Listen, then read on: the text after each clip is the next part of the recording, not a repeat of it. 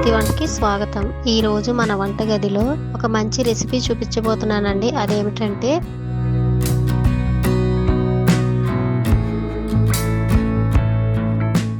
మెత్తళ్ళు కోడిగుడ్డు వండుకుందామండి. నేను కోడిగుడ్డు మెత్తళ్ళు వండడానికి 5 eggs తీసుకుంటున్నానండి.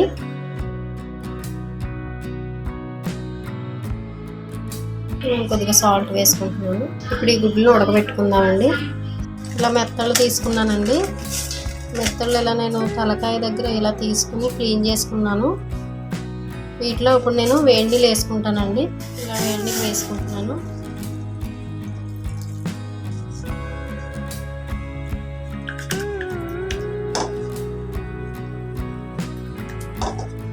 కొద్దిసేపు ఇలా పక్కన పెట్టుకుంటే సరిపోద్దండి. దీని తర్వాత మనం క్లీన్ చేసుకోవచ్చు. ముందుగా స్టవ్ వెలిగించుకుని గిన్నె పెట్టుకోవాలండి. దీని తర్వాత ఆయిల్ వేసుకుందాము.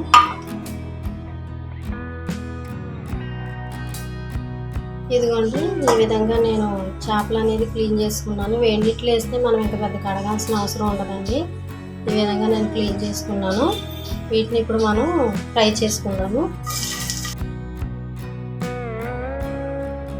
ఇలా వేయించుకోవడం వల్ల ఏంటంటే చేప అనేది టేస్ట్గా కూడా ఉంటుందండి.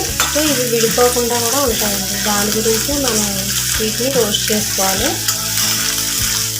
ఇక గోల్డెన్ షేడ్ వచ్చే వరకు వేయించుకున్నామండి. ఫ్రై అయిపోయినాయండి. మనం వేరే బౌల్లో తీసుకుందాము.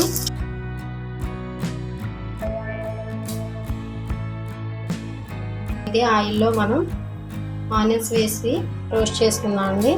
నేను 4 ఆనియన్స్ తీసుకున్నానండి. చిన్న ముక్కలుగా కట్ చేసుకున్నాను.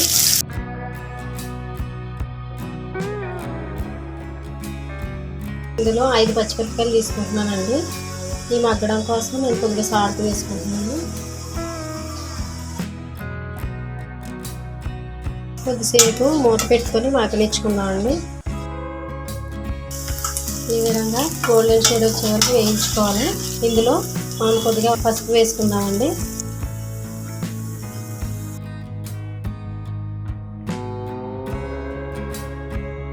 పసుపు వేసాం కదండి, కొద్దిసేపు మగ్గనిచ్చుకుందాము.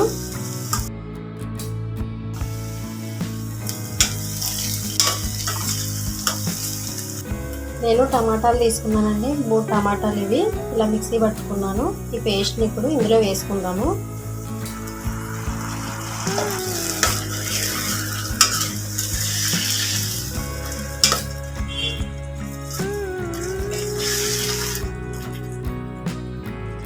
నేను టమాటా పేస్ట్ ఎందుకు వేసుకున్నానంటే గ్రేవీ కోసం వేసుకున్నానండి. అందులోనూ ఇది త్వరగా కూడా ఉడికిపోతుంది. దీన్ని కొద్దిసేపు మూత పెట్టి మగ్గనిచ్చుకుందాము. ఇందులోనే నేను చిన్న నిమ్మపండు సైజు అంతా చింతపండు తీసుకుంటున్నాను. ఇప్పుడు దీన్ని నానబెట్టుకుంటానండి. ఇప్పుడు టమాటాలు మగ్గినాయేమో చూద్దామండి.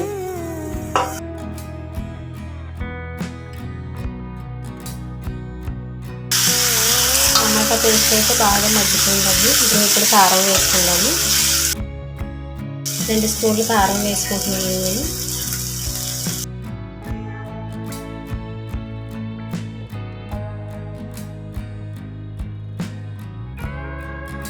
ఇందులో వేయించి పెట్టుకున్న ఈ చేపలు వేసుకుంటున్నానండి.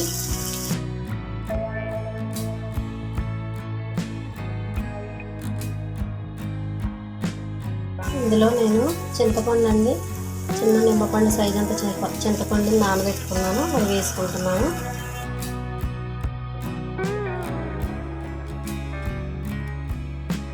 ఇందులో కొద్దిగా వాటర్ వేసుకుంటున్నానండి.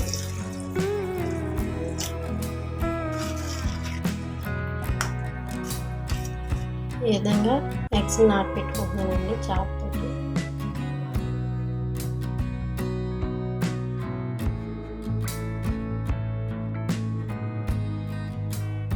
కొద్దిసేపు మూత పెట్టుకొని మగ్గనిచ్చుకున్నామండి.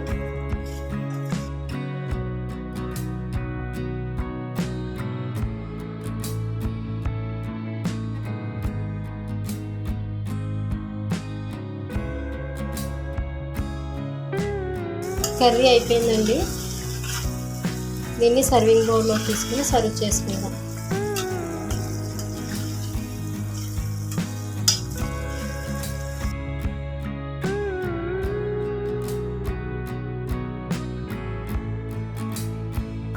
కర్రీ అయితే చాలా బాగా కుదిరిందండి. మీరు కూడా ఒకసారి ట్రై చేసి చూడండి.